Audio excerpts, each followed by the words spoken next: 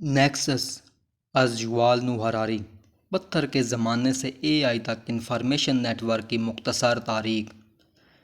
Part 1 انسانی net works. Chapter 3 دستاویزات کاغذی شیروں کا کمال۔ کہانیاں انسانوں کے ذریعے تیار کردہ پہلی انفارمیشن ٹیکنالوجی تھیں۔ انہوں نے بڑے پیمانے پر انسانی تعاون کی بنیاد رکھی اور انسانوں کو زمین پر سب سے طاقتور جانور بنا دیا۔ لیکن ایک انفارمیشن ٹیکنالوجی کے طور پر کہانیوں کی اپنی حدود ہیں۔ اس کی تعریف کرنے کے لیے قوموں کی تشکیل میں کہانی سنانے کے کردار پر غور کریں۔ بہت سی قوموں کا تصور سب سے پہلے شاعروں کے تخیل میں کیا گیا ہے۔ سارا اروینسن اور نیلی انڈر گراؤنڈ کو آج کے اسرائیلیوں کے ذریعے پہلے صہیونیوں میں سے کچھ کے طور پر یاد کیا جاتا ہے۔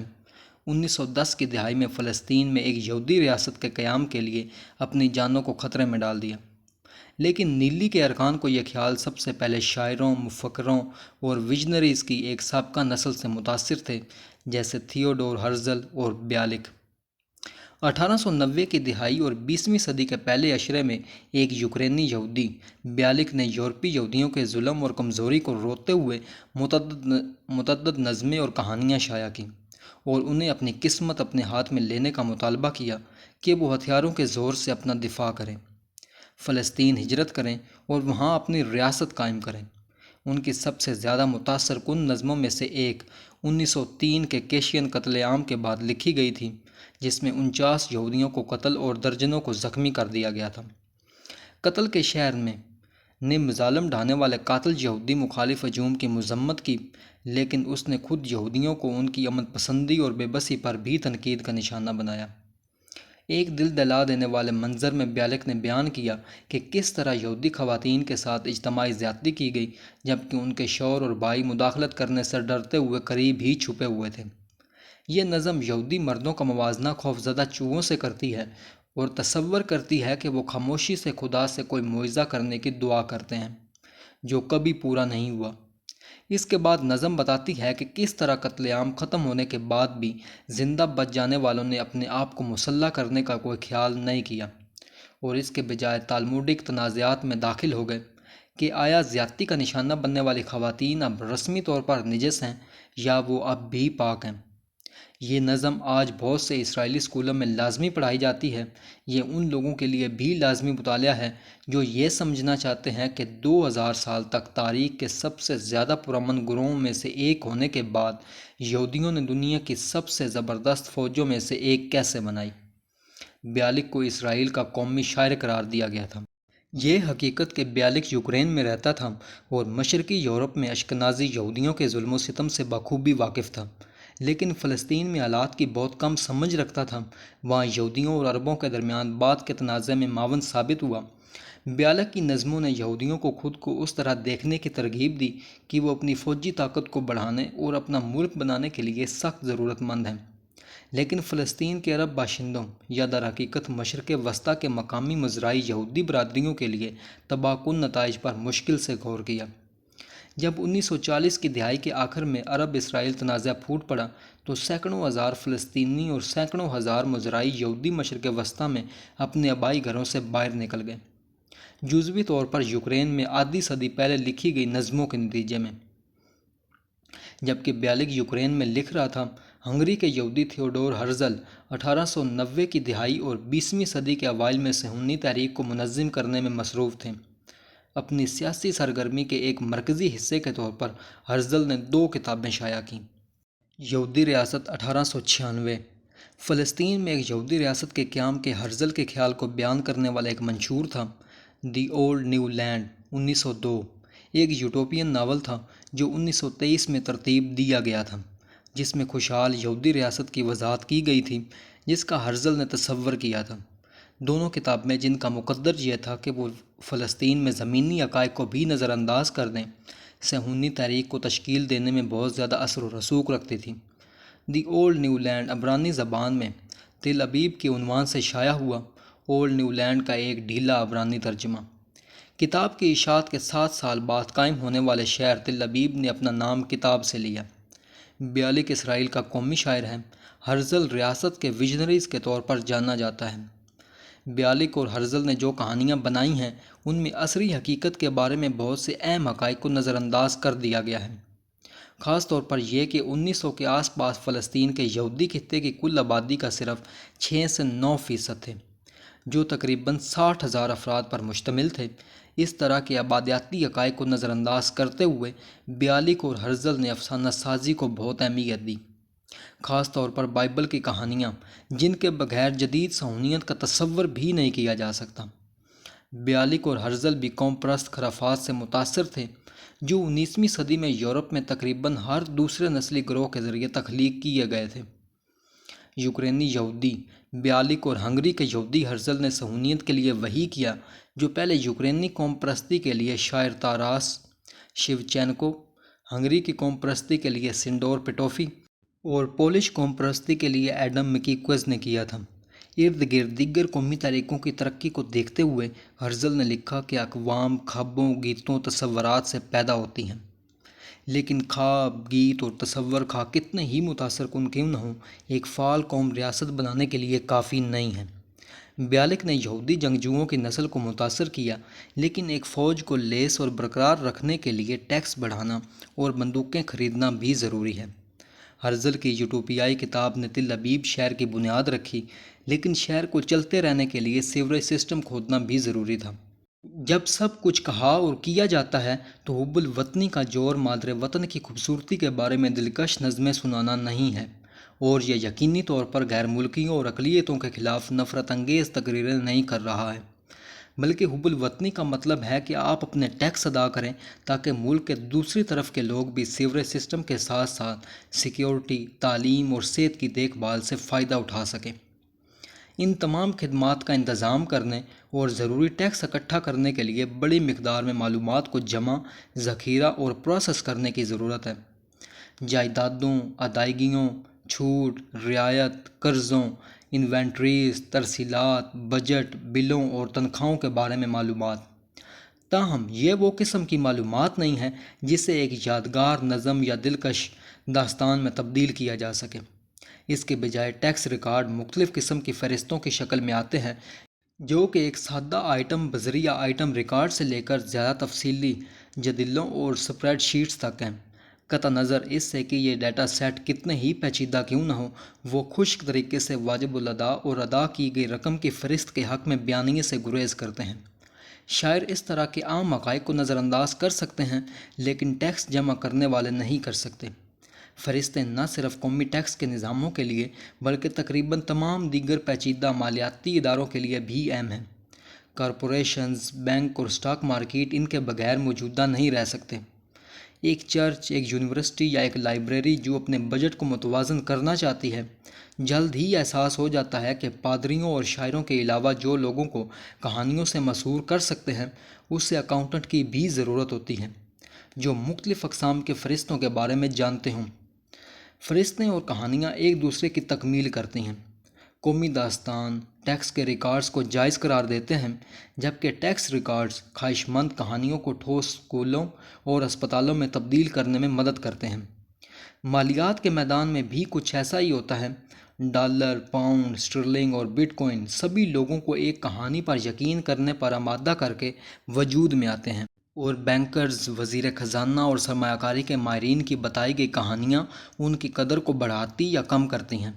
جبکہ فیڈرل ریزرو کا چیئرمین افراط زر پر قابو پانا چاہتا ہے، جب کوئی وزیر خزانہ نیا بجٹ منظور کرنا چاہتا ہے، اور جب کوئی ٹیک کاروباری سرمایہ کاروں کی توجہ اپنی طرف کرنا چاہتا ہے، تو وہ سب کہانی سنانے کی طرف رجوع کرتے ہیں۔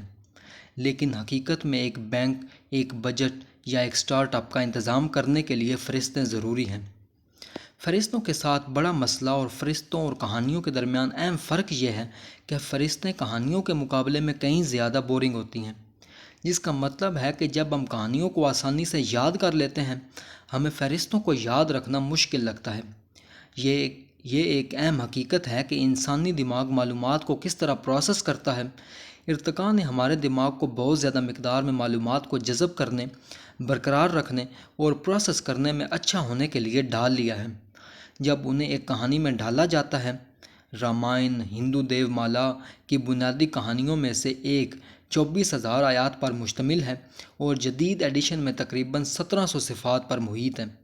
لیکن اس کی بہت بڑی لمبائی کے باوجود ہندوؤں کی نسلیں اسے دل سے یاد کرنے اور اس کی تلاوت کرنے میں کامیاب رہیں۔ 20ویں اور 21ویں صدی میں رامائن کو بار بار فلم اور ٹیلی ویژن کے لیے ڈھالا گیا۔ 1987 سے 88 میں 78 اقساط پر مشتمل ورژن تقریباً 730.2 گھنٹے چل رہا ہے۔ دنیا میں سب سے زیادہ دیکھی جانے والی ٹیلی ویژن سیریز تھی جس کے 650 ملین سے زیادہ ناظرین تھے۔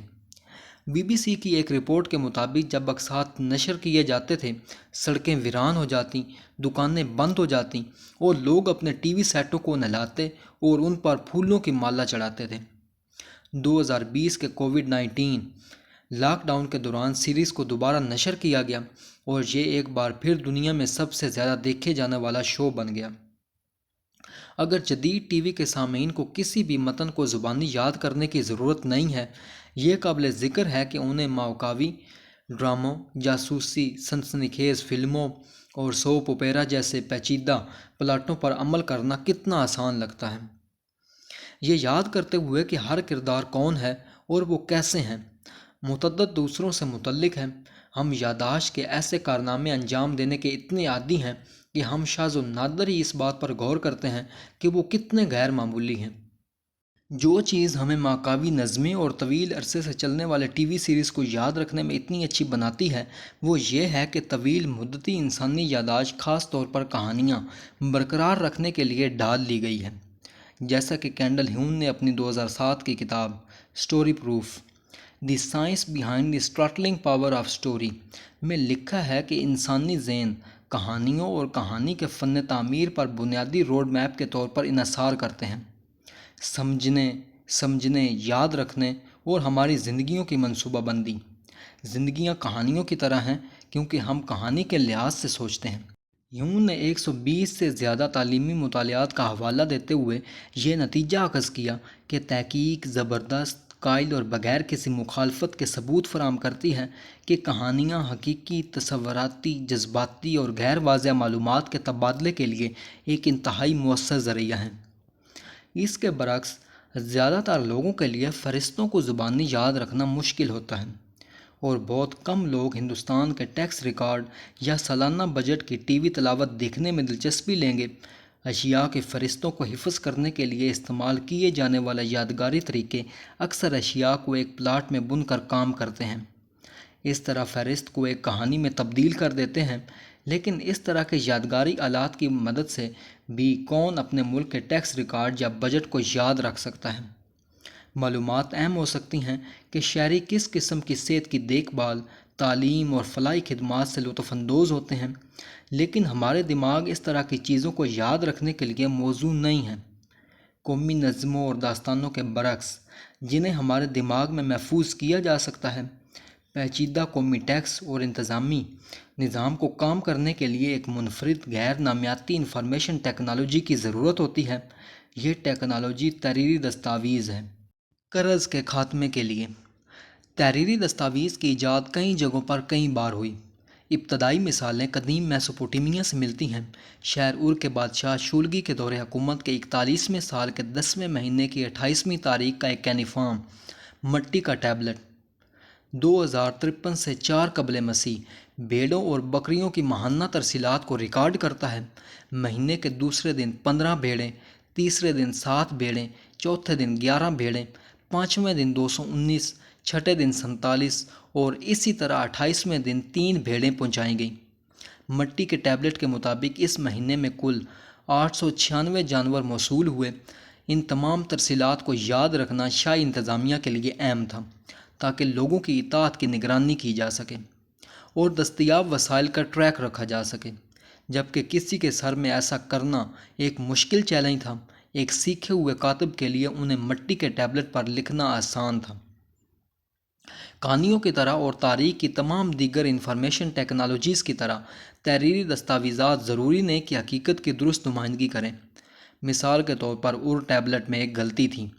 دستاویز میں کہا گیا ہے کہ اس مہینے کے دوران کل 896 جانور موصول ہوئے، لیکن جب جدید اسکالرز نے تمام انفرادی اندرجات کو جمع کیا تو وہ کل 898 تک پہنچ گئے۔ دستاویز لکھنے والے کاتب نے بظاہر ایک غلطی کی جب اس نے مجموعی طور پر حساب لگایا اور ٹیبلٹ نے اس غلطی کو آنے والی نسلوں کے لیے محفوظ کر لیا۔ لیکن چاہے سچ ہو یا غلط، تحریری دستاویزات نے نئی حقیقتیں پیدا کیں۔ جائیدادوں، ٹیکسوں اور ادائیگیوں کے فہرستیں ریکارڈ کر کے انہوں نے انتظامی نظام، سلطنتیں، مذہبی تنظیمیں اور تجارتی نیٹ ورکس بنانا بہت آسان بنا دیا۔ مزید خاص طور پر دستاویزات نے بین الاشخاص حقیقتیں بنانے کے لیے استعمال ہونے والے طریقہ کار کو تبدیل کر دیا۔ زبانی ثقافتوں میں بین الاشخاص حقیقتیں ایک کہانی سنا کر تخلیق کی گئیں جسے بہت سے لوگوں نے اپنے منہ سے دہرایا اور اپنے دماغ میں یاد رکھا۔ اس طرح دماغ کی صلاحیت نے اس قسم کی بین الاشخاص حقیقتوں پر ایک حد لگا دی جو انسانوں نے پیدا کی۔ انسان ایک ایسی بین الاذہانی حقیقت کو تشکیل نہیں دے سکے جسے ان کا دماغ یاد نہ رکھ سکے۔ تاہم دستاویزات لکھ کر اس حد کو عبور کیا جا سکتا ہے۔ دستاویزات نے ایک معروضی تجرباتی حقیقت کی نمائندگی نہیں کی، حقیقت خود دستاویزات تھیں۔ جیسا کہ ہم بعد کے ابواب میں دیکھیں گے، تحریری دستاویزات نے اس طرح نظائر اور نمونے فراہم کیے جنہیں بالآخر کمپیوٹرز استعمال کریں گے۔ بین الاشخاص حقیقتیں بنانے کے لیے کمپیوٹرز کی صلاحیت مٹی کے ٹیبلٹس اور کاغذ کے ٹکڑوں کی طاقت کی توسیع ہے۔ ایک اہم مثال کے طور پر ملکیت پر غور کریں۔ زبانی برادریوں میں جن میں تحریری دستاویزات کی کمی تھی، ملکیت ایک بین الاذہانی حقیقت تھی جو کمیونٹی کے ارکان کے الفاظ اور رویے کے ذریعے تخلیق کی گئی تھی۔ ایک کھیت کا مالک ہونے کا مطلب یہ تھا کہ آپ کے پڑوسی اس بات سے متفق تھے کہ یہ کھیت آپ کا ہے اور اس کے مطابق برتاؤ کرتے تھے۔ انہوں نے پہلے آپ کی اجازت کے بغیر اس کھیت پر جھونپڑی نہیں بنائی، اپنے مویشیوں کو وہاں چرایا یا وہاں پھل نہیں چنے۔ ملکیت لوگوں کے مسلسل ایک دوسرے کو کچھ کہنے یا اشارہ کرنے سے پیدا ہوتی اور برقرار رہتی تھی۔ اس نے ملکیت کو ایک مقامی برادری کا معاملہ بنا دیا اور دور دراز کے مرکزی اختیار کی تمام زمینوں کی ملکیت کو کنٹرول کرنے کی صلاحیت پر ایک حد لگا دی۔ کوئی بادشاہ، وزیر یا پادری یہ یاد نہیں رکھ سکتا تھا کہ سینکڑوں دور دراز کے دیہاتوں میں ہر کھیت کا مالک کون ہے۔ اس نے افراد کی مطلق جائیداد کے حقوق کے دعوے اور استعمال کرنے کی صلاحیت پر بھی ایک حد لگا دی، اور اس کے بجائے مختلف قسم کے فرقہ وارانہ املاک کے حقوق کی حمایت کی۔ مثال کے طور پر، آپ کے پڑوسی کسی کھیت پر کاشت کرنے کے آپ کے حق کو تسلیم کر سکتے ہیں، لیکن اسے غیر ملکیوں کو فروخت کرنے کے آپ کے حق کو نہیں۔ ایک خواندہ ریاست میں ایک کھیت کا مالک ہونے کا مطلب یہ ہے کہ یہ کسی مٹی کے ٹیبلٹ، بانس کی پٹی، کاغذ کے ٹکڑے یا سلیکون چپ پر لکھا ہوا ہے کہ آپ اس کھیت کے مالک ہیں۔ اگر آپ کے پڑوسی برسوں سے اپنی بھیڑیں زمین کے ایک ٹکڑے پر چر رہے ہیں اور ان میں سے کسی نے کبھی یہ نہیں کہا کہ آپ اس کے مالک ہیں، لیکن آپ کسی نہ کسی طرح ایک سرکاری دستاویز پیش کر سکتے ہیں جس میں کہا گیا ہے کہ یہ آپ کی ہے، تو آپ کے پاس اپنے دعوے کو نافذ کرنے کا ایک اچھا موقع ہے۔ اس کے برعکس، اگر تمام پڑوسی اس بات سے اتفاق کرتے ہیں کہ یہ آپ کا کھیت ہے، لیکن آپ کے پاس کوئی سرکاری دستاویز نہیں ہے جو اسے ثابت کرے، تو مشکل قسمت ہے۔ ملکیت اب بھی ایک بین الاذہانی حقیقت ہے جو معلومات کے تبادلے سے پیدا ہوتی ہے، لیکن اب معلومات ایک دوسرے سے بات کرنے اور اشارہ کرنے والے لوگوں کے بجائے ایک تحریری دستاویز یا کمپیوٹر فائل کی شکل اختیار کر لیتی ہے۔ اس کا مطلب یہ ہے کہ ملکیت اب ایک مرکزی اتھارٹی کے ذریعے طے کی جا سکتی ہے جو متعلقہ دستاویزات تیار کرتی ہے اور رکھتی ہے۔ اس کا مطلب یہ بھی ہے کہ آپ اپنے پڑوسیوں کی اجازت کے بغیر اپنا کھیت بیچ سکتے ہیں، صرف اہم دستاویز کسی اور کو منتقل کر کے۔ بین الاذہانی حقیقتیں بنانے کے لیے دستاویزات کی طاقت پرانی آشوری بولی میں خوبصورتی سے ظاہر ہوئی، جو دستاویزات کو زندہ چیزوں کے طور پر دیکھتی تھیں جنہیں مارا بھی جا سکتا تھا۔ جب قرض ادا کیا جاتا تھا تو قرض کے معاہدے مارے جاتے تھے۔ یہ ٹیبلٹ کو تباہ کر کے اس پر کچھ نشان لگا کر یا اس کی مور توڑ کر کیا جاتا تھا۔ قرض کا معاہدہ حقیقت کی نمائندگی نہیں کرتا تھا، یہ حقیقت تھی۔ اگر کسی نے قرضہ ادا کر دیا لیکن دستاویز کو مارنے میں ناکام رہا تو قرض اب بھی واجب الادا تھا۔ اس کے برعکس، اگر کسی نے قرضہ ادا نہیں کیا لیکن دستاویز کسی اور طریقے سے مر گئی، شاید کتے نے اسے کھا لیا ہو، قرضہ نہیں رہا۔ پیسے کے ساتھ بھی ایسا ہی ہوتا ہے۔ اگر آپ کا کتا $100 کا بل کھا جاتا ہے تو وہ $100 کا وجود ختم ہو جاتا ہے۔ شولگی کے شہر اور میں قدیم اشوریہ میں اور بعد میں آنے والے متعدد سیاسی تنظیموں میں سماجی، اقتصادی اور سیاسی تعلقات ان دستاویزات پر انحصار کرتے تھے جو حقیقت کی نمائندگی کرنے کی بجائے حقیقت تخلیق کرتے تھے۔ آئین، امن معاہدوں اور تجارتی معاہدوں کو لکھتے وقت وکلاء، سیاستدان اور کاروباری افراد ہر لفظ پر ہفتوں اور یہاں تک کہ مہینوں تک بحث کرتے تھے، کیونکہ وہ جانتے تھے کہ کاغذ کے یہ ٹکڑے بہت زیادہ طاقت رکھ سکتے ہیں۔ بیوروکریسی۔ ہر نئی انفارمیشن ٹیکنالوجی کی اپنی غیر متوقع رکاوٹیں ہوتی ہیں۔ یہ کچھ پرانے مسائل کو حل کرتا ہے لیکن نئے مسائل پیدا کرتا ہے۔ 1730 قبل مسیح کے اوائل میں میسوپوٹیمیا کے شہر سیپر میں ایک پادری نارام تانی نے ایک رشتہ دار کو ایک خط مٹی کے ٹیبلٹ پر لکھا جس میں اس سے کہا گیا کہ وہ اس کے گھر میں رکھے ہوئے چند مٹی کے ٹیبلٹ بھیجے۔ اس نے وضاحت کی کہ وراثت کے اس کے دعوے پر اعتراض کیا جا رہا تھا اور وہ ان دستاویزات کے بغیر عدالت میں اپنا مقدمہ ثابت نہیں کر سکتی تھی۔ اس نے اپنے پیغام کا اختتام ایک درخواست کے ساتھ کیا، اب مجھے نظر انداز نہ کریں۔ ہم نہیں جانتے کہ اس کے بعد کیا ہوا، لیکن صورتحال کا تصور کریں۔ اگر رشتہ دار نے اس کے گھر کی تلاشی لی لیکن گمشدہ ٹیبلٹس نہیں مل سکے، جیسے جیسے لوگ زیادہ سے زیادہ دستاویزات تیار کرتے گئے انہیں تلاش کرنا آسان نہیں تھا۔ یہ بادشاہوں، پادریوں، تاجروں اور کسی اور کے لیے ایک خاص چیلنج تھا جس نے اپنے محفوظ شدہ دستاویزات میں ہزاروں دستاویزات جمع کی۔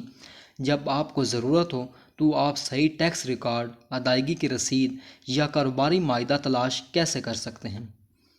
بعض اقسام کی معلومات کو ریکارڈ کرنے میں تحریری دستاویزات انسانی دماغ سے بہتر تھیں، لیکن انہوں نے ایک نیا اور بہت کانٹے دار مسئلہ پیدا کیا: بازیابی۔ دماغ دسیوں اربوں نیورونز اور ٹریلینز کے اپنے نیٹ ورک میں محفوظ کردہ کسی بھی معلومات کو حاصل کرنے میں قابل ذکر حد تک مؤثر ہے۔ اگرچہ ہمارے دماغ کے آرکائیوز ہمارے ذاتی زندگی، ہماری قومی تاریخ اور ہماری مذہبی داستانوں کے بارے میں بے شمار پیچیدہ کہانیاں ہیں، صحت مند لوگ ایک سیکنڈ سے بھی کم وقت میں ان میں سے کسی کے بارے میں معلومات حاصل کر سکتے ہیں۔ آپ نے ناشتے میں کیا کھایا؟ آپ کا پہلا کرش کون تھا؟ آپ کے ملک نے کب آزادی حاصل کی؟ بائبل کی پہلی آیت کیا ہے؟ آپ نے معلومات کے ان تمام ٹکڑوں کو کیسے حاصل کیا؟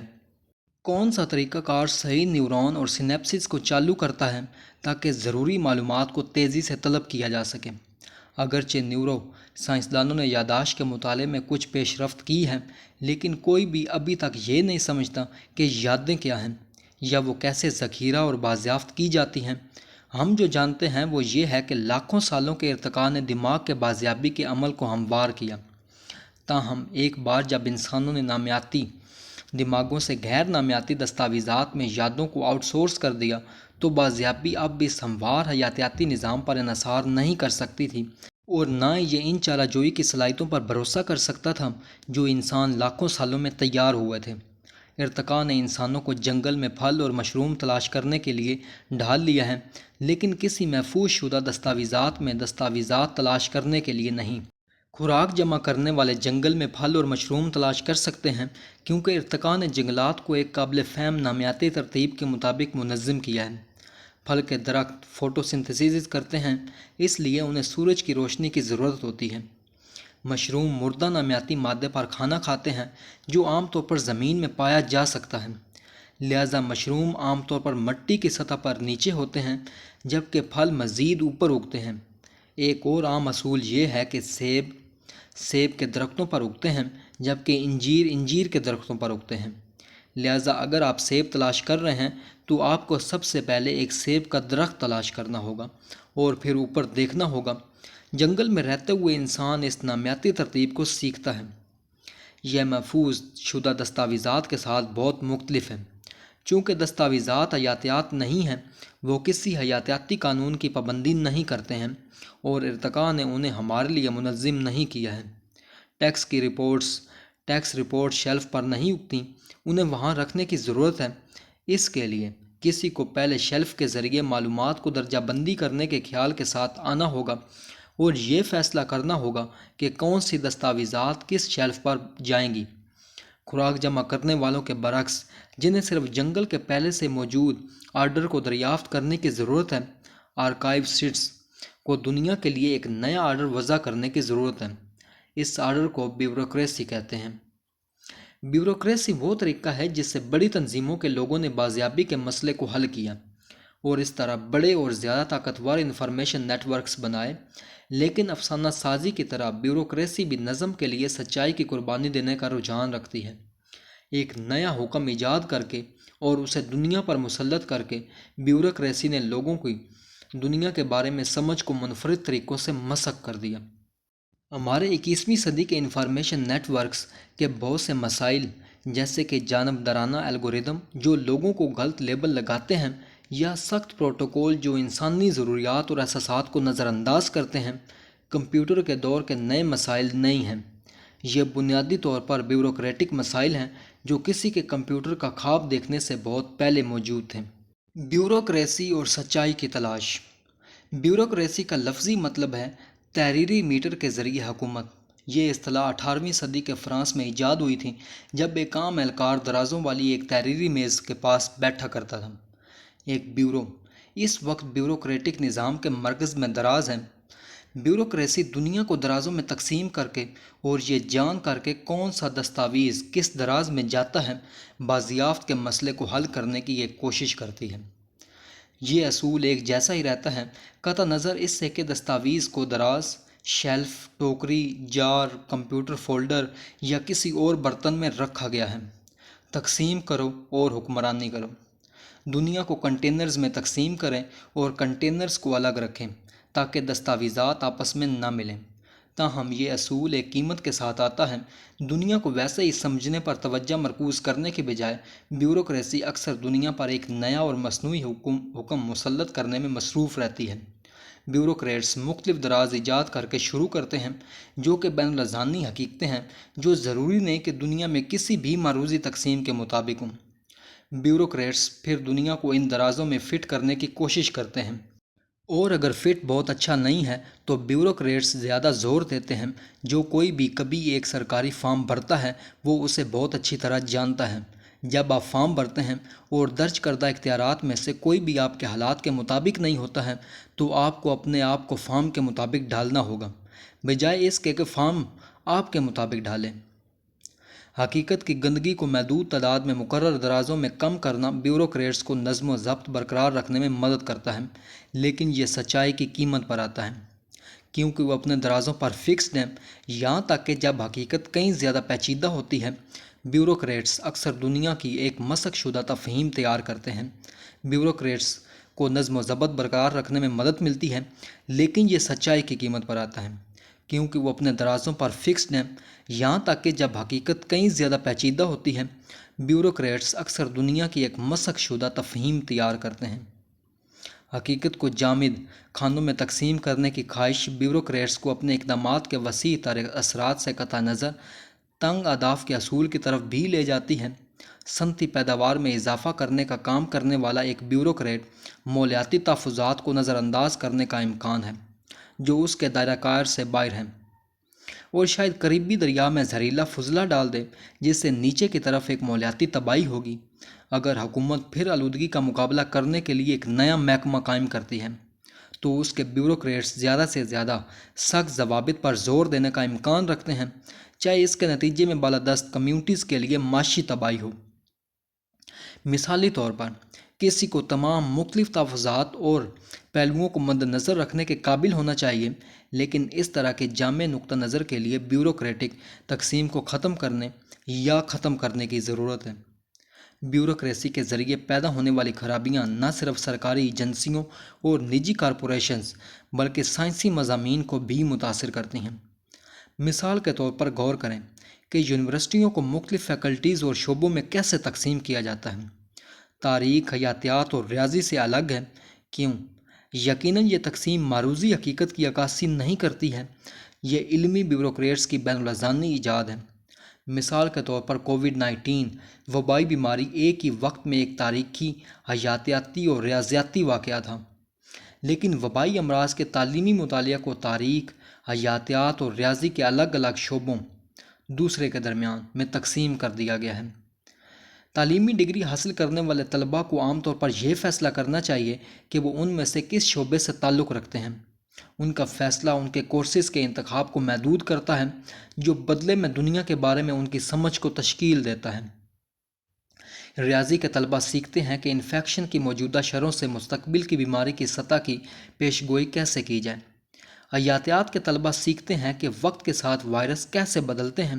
وہ تاریخ کے طلباء سیکھتے ہیں کہ مذہبی اور سیاسی عقائد لوگوں کی حکومتی ہدایات پر عمل کرنے کی خواہش کو کیسے متاثر کرتے ہیں۔ کووڈ-19 کو مکمل طور پر سمجھنے کے لیے ریاضیاتی، حیاتیاتی اور تاریخی مظاہر کو مد نظر رکھنا ضروری ہے، لیکن تعلیمی بیوروکریسی اس طرح کی جامع نظر کی حوصلہ افزائی نہیں کرتی ہے۔ جیسے جیسے آپ تعلیمی سیڑھی چڑھتے ہیں، صرف مہارت کے دباؤ میں اضافہ ہوتا ہے۔ علمی دنیا پر شایع یا فنا کے قانون کا راج ہے۔ اگر آپ کو نوکری چاہیے تو آپ کو ہم مرتبہ جائزہ لینے والے جرائد میں شائع کرنا ہوگا، لیکن جرائد کو نظم و ضبط کے لحاظ سے تقسیم کیا گیا ہے، اور حیاتیات کے جریدے میں وائرس کے تغیرات پر ایک مضمون شائع کرنے کے لیے تاریخ کے جریدے میں وبائی امراض کی سیاست پر ایک مضمون شائع کرنے سے مختلف کنونشنوں پر عمل کرنے کی ضرورت ہے۔ مختلف اصطلاحات، مختلف حوالہ جات کے اصول اور مختلف توقعات ہیں۔ مورخین کو ثقافت کی گہری سمجھ ہونی چاہیے اور تاریخی دستاویزات کو پڑھنا اور ان کی تشریح کرنا آنا چاہیے۔ حیاتیات کے ماہرین کو ارتقاء کی گہری سمجھ ہونی چاہیے اور یہ جاننا چاہیے کہ ڈی این اے کے مالیکیولز کو کیسے پڑھنا اور ان کی تشریح کرنا ہے۔ وہ چیزیں جو زمروں کے درمیان آتی ہیں، جیسے انسانی سیاسی نظریات اور وائرس کے ارتقاء کے درمیان، تأمل اکثر ان کو حل نہیں کیا جاتا ہے۔ یہ سمجھنے کے لیے تعلیمی ماہرین ایک ابتر اور سیال دنیا کو کس طرح سخت بیوروکریٹک زمروں میں مجبور کرتے ہیں، آئیے حیاتیات کے مخصوص شعبے میں تھوڑا گہرائی میں جائیں۔ ڈارون کے انواع کی اصل کی وضاحت کرنے سے پہلے کارل لینیس جیسے پہلے کے اسکالرز کو سب سے پہلے یہ تعریف کرنا پڑی کہ ایک نوع کیا ہے، اور تمام جانداروں کو انواع میں درجہ بندی کرنا ہے۔ یہ دلیل دینے کے لیے کہ شیر اور شیر ایک مشترکہ بلی کے آباء و اجداد سے تیار ہوئے ہیں، آپ کو پہلے شیروں کی تعریف کرنی ہوگی۔ یہ ایک مشکل اور کبھی نہ ختم ہونے والا کام ثابت ہوا، کیونکہ جانور، پودے اور دیگر حیاتیات اکثر اپنے مختص کردہ دراز کی حدود سے تجاوز کرتے ہیں۔ ارتقاء کو کسی بھی بیوروکریٹک اسکیم میں آسانی سے نہیں رکھا جا سکتا۔ ارتقاء کا پورا نقطہ یہ ہے کہ انواع مسلسل تبدیل ہوتی رہتی ہیں، جس کا مطلب ہے کہ ہر نوع کو ایک ناقابل تغیر دراز میں ڈالنا حیاتیاتی حقیقت کو مسخ کر دیتا ہے۔ مثال کے طور پر، یہ ایک کھلا سوال ہے کہ ہومو ایرکٹس کب ختم ہوا اور ہومو سیپینس کب شروع ہوا۔ کیا ایک بار دو ایرکٹس والدین تھے جن کا بچہ پہلا سیپینس تھا؟ انواع بھی آپس میں ملتی رہتی ہیں۔ بظاہر الگ الگ انواع سے تعلق رکھنے والے جانور نہ صرف جنسی تعلق رکھتے ہیں بلکہ زرخیز اولاد بھی پیدا کرتے ہیں۔ آج زندہ رہنے والے زیادہ تر سیپینز میں تقریباً 1 سے 3% نیانڈرتھالز ڈی این اے ہے، جو اس بات کی نشاندہی کرتا ہے کہ ایک بار ایک بچہ تھا جس کا باپ نیانڈرتھال تھا اور جس کی ماں سیپینز تھی۔ تو کیا سیپینز اور نیانڈرتھال ایک ہی نوع ہیں یا مختلف انواع؟ اور کیا قسم ایک معروضی حقیقت ہے جسے حیاتیات کے ماہرین دریافت کرتے ہیں، یا ایک بین الاذہانی حقیقت ہے جو حیاتیات کے ماہرین مسلط کرتے ہیں؟ جانوروں کی اپنے درازوں سے باہر نکلنے کی متعدد دیگر مثالیں ہیں، اس لیے صاف ستھرا بیوروکریٹک تقسیم رنگ کی انواع، فیوژن انواع اور ہائبرڈ کو درست طریقے سے درجہ بندی کرنے میں ناکام ہے۔ گریزلی ریچھ اور قطبی ریچھ بعض اوقات پزلی ریچھ اور گورولر ریچھ پیدا کرتے ہیں۔ شیر اور چیتے لائگر اور ٹائگونز پیدا کرتے ہیں۔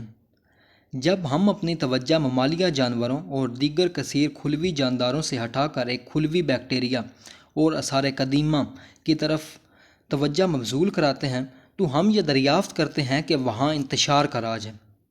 افقی جین کی منتقلی کے نام سے جاننے والے ایک عمل میں ایک خلوی جاندار معمول کے مطابق جینیاتی مواد کا تبادلہ نہ صرف متعلقہ انواع کے جانداروں کے ساتھ کرتے ہیں بلکہ مکمل طور پر مختلف انواع، مملکتوں طبقات اور یہاں تک کہ ڈومینینس کے جانداروں کے ساتھ بھی کرتے ہیں۔ بیکٹیریا کے ماہرین کے لیے کائمیرا پر نظر رکھنا ایک بہت مشکل کام ہے، اور جب ہم زندگی کے بالکل کنارے پر پہنچ جاتے ہیں اور سارس کووڈ-2 کووڈ-19 کے لیے ذمہ دار جیسے وائرس پر غور کرتے ہیں تو چیزیں اور بھی پیچیدہ ہو جاتی ہیں۔ وائرس زندہ انسانوں اور بے جان مادے کے درمیان حیاتیات اور کیمسٹری کے درمیان مبینہ طور پر سخت حد کو ختم کر دیتے ہیں۔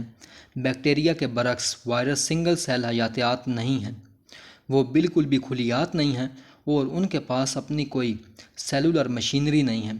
وائرس کھاتے یا میٹابولائز نہیں کرتے اور خود سے دوبارہ پیدا نہیں ہو سکتے۔ وہ جینیاتی کوڈ کے چھوٹے پیکٹ ہیں جو خلیوں میں داخل ہونے والے ان کی سیلولر مشینری کو ہائی جیک کرنے اور انہیں اس غیر ملکی جینیاتی کوڈ کی مزید کاپیاں تیار کرنے کی ہدایت کرنے کے قابل ہیں۔ نئی کاپیاں مزید خلیوں کو متاثر کرنے اور ہائی جیک کرنے کے لیے سیل سے باہر نکلتی ہیں اور اسی طرح ایک غیر ملکی کوڈ وائرل ہو جاتا ہے۔ سائنسدان اس بارے میں بے انتہا بحث کرتے ہیں کہ آیا وائرس کی زندگی کی شکل شمار کیا جانا چاہیے یا وہ زندگی کی حدود سے باہر آتے ہیں، لیکن یہ حد ایک معروضی حقیقت نہیں ہے، یہ ایک بین الاذانی کنونشن ہے۔ یہاں تک کہ اگر حیاتیات کے ماہرین اس بات پر متفق ہیں کہ وائرس زندگی کی شکلیں ہیں تو اس سے وائرس کے رویے کے بارے میں کچھ بھی نہیں بدلے گا، یہ صرف یہ بدلے گا کہ انسان ان کے بارے میں کیسے سوچتے ہیں۔ یقیناً بین الاذانی کنونشنز خود حقیقت کا حصہ ہیں۔ جیسے جیسے ہم انسان زیادہ طاقتور ہوتے جاتے ہیں ویسے ہی ہمارے بین الاذانی عقائد ہمارے انفارمیشن نیٹ ورک سے باہر کی دنیا کے لیے زیادہ اہم ہوتے جاتے ہیں۔ مثال کے طور پر سائنسدانوں اور قانون سازوں نے انواع کو معدوم ہونے کے خطرے کے مطابق درجہ بندی کیا ہے، جس کا پیمانہ کم از کم تشویش سے لے کر خطرے سے دوچار سے لے کر معدوم تک ہے۔ جانوروں کی ایک خاص آبادی کو خطرے سے دوچار نوع کے طور پر بیان کرنا ایک بین الاذانی انسانی کنونشن ہے، لیکن اس کے دور رس نتائج ہو سکتے ہیں۔ مثال کے طور پر ان جانوروں کے شکار یا ان کے مسکن کو تباہ کرنے پر قانونی پابندیاں عائد کر کے ایک بیوروکریٹک فیصلہ کہ آیا ایک خاص جانور خطرے سے دوچار پرجاتیوں کے دراز میں ہے یا کمزور انواع کے دراز میں زندگی اور موت کے درمیان فرق پیدا کر سکتا ہے۔ جیسا کہ ہم بعد کے ابواب میں بار بار دیکھیں گے، جب ایک بیوروکریسی آپ پر ایک لیبل لگا دیتی ہے، چاہے وہ لیبل خالص کنونشن ہی کیوں نہ ہو، پھر بھی یہ آپ کی قسمت کا تعین کر سکتا ہے۔ یہ سچ ہے چاہے بیوروکریٹ جانوروں کا گوشت اور خون کا ماہر ہو، انسانوں پر ایک گوشت اور خون کا ماہر، یا ایک غیر نامیاتی اے آئی ہے۔ گہری ریاست بیوروکریسی کے دفاع میں یہ بات قابل ذکر ہے کہ اگرچہ یہ بعض اوقات سچائی کی قربانی دیتی ہے اور دنیا کے بارے میں ہماری سمجھ کو مسخ کرتی ہے، لیکن یہ اکثر نظم و ضبط کی خاطر ایسا کرتی ہے جس کے بغیر کسی بھی بڑے پیمانے پر انسانی نیٹ ورک کو برقرار رکھنا مشکل ہوگا۔ اگرچہ بیوروکریسی کبھی بھی کامل نہیں ہوتی، کیا بڑے نیٹ ورکس کو منظم کرنے کا کوئی بہتر طریقہ ہے؟ مثال کے طور پر اگر ہم نے تعلیمی دنیا میں تمام روایتی تقسیم کو ختم کرنے کا فیصلہ کیا، تمام محکموں اور فیکلٹیوں اور خصوصی جرائد کو، تو کیا ہر ممکنہ ڈاکٹر سے توقع کی جائے گی کہ وہ کئی سال تاریخ کے مطالعہ کے لیے وقف کرے؟ اور کیا وہ لوگ جنہوں نے بلیک ڈیتھ کے عیسائی علیات پر اثرات کا مطالعہ کیا، کیا وہ ماہر وائرالوجسٹ سمجھے جائیں گے؟ کیا اس سے بہتر صحت کی دیکھ بھال کے نظام کو فروغ ملے گا؟ جو کوئی بھی دنیا کے لیے ایک زیادہ جامع نقطہ نظر کے حق میں تمام بیوروکریسیوں کو ختم کرنے کا خواب دیکھتا ہے، اسے اس حقیقت پر غور کرنا چاہیے کہ ہسپتال میں بیوروکریٹک ادارے ہیں، وہ مختلف شعبوں میں تقسیم ہیں جن میں درجہ بندی، پروٹوکول اور بھرنے کے لیے بہت سے فارم ہیں۔ وہ بہت سی بیوروکریٹک بیماریوں میں مبتلا ہیں، لیکن پھر بھی وہ ہماری بہت سی حیاتیاتی بیماریوں کا علاج کرنے کا انتظام کرتے ہیں۔ یہی بات تقریباً تمام دیگر خدمات کے لیے بھی ہے جو ہماری زندگی کو بہتر بناتی ہیں، ہمارے اسکولوں سے لے کر ہمارے سیوریج سسٹم تک۔ جب آپ ٹوائلٹ فلش کرتے ہیں تو فضلہ کہاں جاتا ہے؟ یہ گہری ریاست میں جاتا ہے۔ پائپوں، پمپوں اور سرنگوں کا ایک پیچیدہ زیر زمین جال ہے جو ہمارے گھروں کے نیچے چلتا ہے اور ہمارے فضلے کو جمع کرتا ہے، اسے پینے کے پانی کی فراہمی سے الگ کرتا ہے اور یا تو اس کا علاج کرتا ہے یا اسے محفوظ طریقے سے ٹھکانے لگاتا ہے۔ کسی کو اس گہرے جال کو ڈیزائن کرنے، تعمیر کرنے اور اس کی دیکھ بھال کرنے، اس میں سوراخ کرنے آلودگی کی سطح کی نگرانی کرنے اور کارکنوں کو ادائیگی کرنے کی ضرورت ہے۔ یہ بھی بیوروکریٹک کام ہے، اور اگر ہم اس خاص شعبے کو ختم کر دیں تو ہمیں بہت زیادہ تکلیف اور یہاں تک کہ موت کا سامنا کرنا پڑے گا۔ گندے پانی اور پینے کے پانی کے ملنے کا ہمیشہ خطرہ رہتا ہے، لیکن خوش قسمتی سے ہمارے لیے ایسے بیوروکریٹس موجود ہیں جو انہیں الگ رکھتے ہیں۔ جدید سیوریج نظاموں کے قیام سے پہلے پیچس اور ہیزا جیسی پانی سے پیدا ہونے والی متعدی بیماریوں نے دنیا بھر میں لاکھوں افراد کو ہلاک کیا۔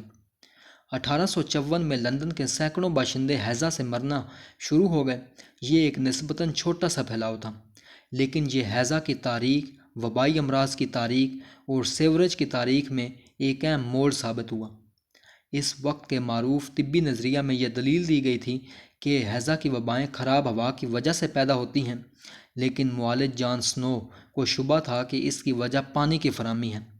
اس نے محنت سے تمام معلوم ہیزا کے مریضوں، ان کے رہنے کی جگہ اور ان کے پانی کے منبع کو ٹریک کیا اور درج کیا۔ حاصل ہونے والے ڈیٹا نے اسے سوہو میں براڈ اسٹریٹ پر واٹر پمپ کو وبا کے مرکز کے طور پر شناخت کرنے میں مدد کی۔ یہ ایک تھکا دینے والا بیوروکریٹک کام تھا، ڈیٹا اکٹھا کرنا، اسے درجہ بندی کرنا اور اس کی نقشہ سازی کرنا، لیکن اس نے جانیں بچائیں۔ سنو نے اپنے نتائج مقامی حکام کو سمجھائے اور انہیں براڈ اسٹریٹ پمپ کو غیر فعال کرنے پر راضی کیا، جس نے مؤثر طریقے سے اس وبا کو ختم کر دیا۔ بعد کی تحقیق سے پتہ چلا کہ براڈ اسٹریٹ پمپ کو پانی فراہم کرنے والا کنواں ہیزوں سے متاثرہ سیسپول سے 1 میٹر سے بھی کم فاصلے پر کھودا گیا تھا۔ سنو کی دریافت اور بہت سے بعد کے سائنسدانوں، انجینئروں، وکلاء اور اہلکاروں کے کام کے نتیجے میں ایک وسیع بیوروکریسی نے سیسپول، واٹر پمپ اور سیوریج لائنوں کو منظم کیا۔ آج کے انگلینڈ میں کنویں کھودنے اور سیسپول بنانے کے لیے فارم بھرنے اور لائسنس حاصل کرنے کی ضرورت ہوتی ہے، جو یہ یقینی بناتے ہیں کہ پینے کا پانی کسی کنویں سے نہیں آتا جو کسی نے سیسپول کے آگے کھودا تھا۔ اس نظام کے بارے میں بھولنا آسان ہے جب یہ اچھی طرح کام کرتا ہے، لیکن 1854 کے بعد سے اس نے لاکھوں جانیں بچائی ہیں اور یہ جدید ریاستوں کے ذریعے فراہم کی جانے والی سب سے اہم خدمات میں سے ایک ہے۔ 2014 میں ہندوستان کے وزیر اعظم نریندر مودی نے بیت الخلاء کی کمی کو ہندوستان کے سب سے بڑے مسائل میں سے ایک قرار دیا۔ کھلے میں رفع حاجت، ہیزا، پیچس اور اسہال جیسی بیماریوں کے پھیلنے کے ساتھ ساتھ خواتین اور لڑکیوں کو جنسی حملوں کا نشانہ بنانے کا ایک بڑا سبب ہے۔ اپنے اہم کلین انڈیا مشن کے ایک حصے کے طور پر مودی نے تمام ہندوستانی شہریوں کو بیت الخلاء تک رسائی فراہم کرنے کا وعدہ کیا، اور 2014 اور 2020 کے درمیان ہندوستانی ریاست نے اس منصوبے میں تقریباً $10 بلین کی سرمایہ کاری کی، جس سے 100 ملین سے زیادہ نئے لیٹرین بنائے گئے۔ سیوریج ماکاوی نظموں کا سامان نہیں ہے، لیکن یہ ایک اچھی طرح سے کام کرنے والی ریاست کا امتحان ہے۔ حیاتیاتی ڈرامے، افسانہ سازی اور بیوروکریسی ہر بڑے پیمانے کے معاشرے کے جڑواں ستون ہیں، لیکن جبکہ افسانہ سازی فریب کاری کو متاثر کرنے کا رجحان رکھتی ہے، بیوروکریسی میں شکوک و شبہات کو متاثر کرنے کا رجحان ہے۔ ان کی فراہم کردہ خدمات کے باوجود، یہاں تک کہ فائدہ مند بیوروکریسی اکثر عوام کا اعتماد جیتنے میں ناکام رہتی ہے۔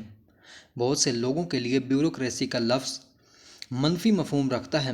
ایسا اس لیے ہے کہ یہ جاننا فطری طور پر مشکل ہے کہ آیا بیوروکریٹک نظام فائدہ مند ہے یا بدنیتی پر مبنی۔ تمام بیوروکریسی، اچھی یا بری، ایک اہم خصوصیات کا اشتراک کرتی ہے۔ انسانوں کے لیے انہیں سمجھنا مشکل ہے۔ کوئی بھی بچہ دوست اور غنڈہ گرد کے درمیان فرق بتا سکتا ہے۔ آپ جانتے ہیں کہ اگر کوئی آپ کے ساتھ اپنا لنچ شیئر کرتا ہے یا اس کے بجائے آپ کا لنچ لے لیتا ہے، لیکن جب ٹیکس جمع کرنے والا آپ کی کمائی سے کٹوتی کرنے آتا ہے تو آپ کیسے بتا سکتے ہیں کہ یہ ایک نیا عوامی سیوریج سسٹم بنانے کے لیے جاتا ہے یا صدر کے لیے ایک نیا نجی چیٹ بنانے کے لیے؟ تمام متعلقہ معلومات حاصل کرنا مشکل ہے اور اس کی تشریح کرنا اس سے بھی زیادہ مشکل ہے۔ شہریوں کے لیے یہ سمجھنا بھی مشکل ہے کہ بیوروکریٹک طریقہ کار یہ طے کرتا ہے کہ طلباء کو اسکولوں میں کیسے داخل کیا جاتا ہے، مریضوں کا اسپتالوں میں کیسے علاج کیا جاتا ہے، یا کوڑا کرکٹ کیسے جمع اور ری سائیکل کیا جاتا ہے۔ تعصب، فراڈ یا بدعنوانی کے الزامات کو ٹویٹ کرنے میں 1 منٹ لگتا ہے اور انہیں ثابت کرنے یا غلط ثابت کرنے میں کئی ہفتوں کی محنت درکار ہوتی ہے۔ دستاویزات، آرکائیوز، فارمز، لائسنس، ضوابط اور دیگر بیوروکریٹک طریقہ کار نے معاشرے میں معلومات کے بہاؤ کے طریقے کو تبدیل کر دیا ہے، اور اس کے ساتھ ہی طاقت کے کام کرنے کے طریقے کو بھی۔ اس سے طاقت کو سمجھنا بہت مشکل ہو گیا۔ دفاتر اور آرکائیوز کے بند دروازوں کے پیچھے کیا ہو رہا ہے، جہاں گمنام اہلکار دستاویزات کے ڈھیر کا تجزیہ اور ترتیب دیتے ہیں اور قلم کے ایک سٹروک یا ماؤس کے کلک سے ہماری قسمت کا تعین کرتے ہیں۔ قبائلی معاشروں میں، جن میں تحریری دستاویزات اور بیوروکریسی کی کمی ہوتی تھی، انسانی نیٹ ورک صرف انسانی سے انسانی اور انسانی سے کہانی کی زنجیروں پر مشتمل ہوتا تھا۔ اختیار ان لوگوں کا ہے جو مختلف زنجیروں کو جوڑنے والے جنکشنز کو کنٹرول کرتے ہیں۔ یہ جنکشن قبیلے کے بنیادی خرافات ہیں۔ کرشماتی رہنما، مقررین اور افسانہ ساز جانتے ہیں کہ ان کہانیوں کو شناختوں کو تشکیل دینے، اتحاد بنانے اور جذبات کو متاثر کرنے کے لیے کیسے استعمال کیا جائے۔ قدیم شہر ار سے لے کر جدید ہندوستان تک، تحریری دستاویزات اور بیوروکریٹک طریقہ کار سے جڑے انسانی نیٹ ورکس میں معاشرہ جزوی طور پر انسانوں اور دستاویزات کے درمیان تعامل پر انحصار کرتا ہے۔ انسانی سے انسانی اور انسانی سے کہانی کی زنجیروں کے علاوہ، ایسے معاشروں کو انسانی سے دستاویز کی زنجیروں کے ذریعے بھی ایک ساتھ رکھا جاتا ہے۔